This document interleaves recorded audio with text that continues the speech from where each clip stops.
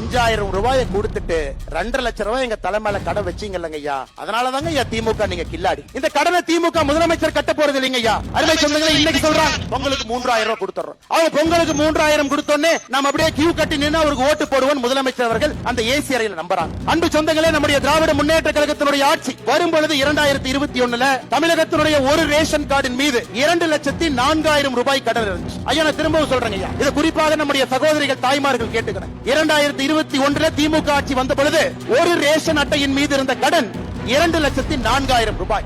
இன்னைக்கு 2025 ஜனவரி மாசத்துல இன்னைக்கு நாம் பேசக்கூடியது ஒரு ரேஷன் அட்டையின் மீது இருக்கக்கூடிய கடன் 4,54,000 ரூபாய். 2,04,000 ரூபாய் ரேஷன் அட்டையின் மீது இருந்த கடன் இன்னைக்கு 4,54,000. எவ்வளவு ஏத்திருக்கீங்க? 2,50,000 ரூபாய் ஒரு ரேஷன் அட்டையின் மீது ஒரு குடும்பத்தின் மீது கடனை ஏத்திட்டு பொங்கலுக்கு எவ்வளவு கொடுத்தீங்க? 2026ல 22ல 0 பொங்கலுக்கு 1 ரூபாய் கொடுக்கல. 2023 எவ்வளவு கொடுத்தீங்க? 1000 ரூபாய். 2024 எவ்வளவு கொடுத்தீங்க?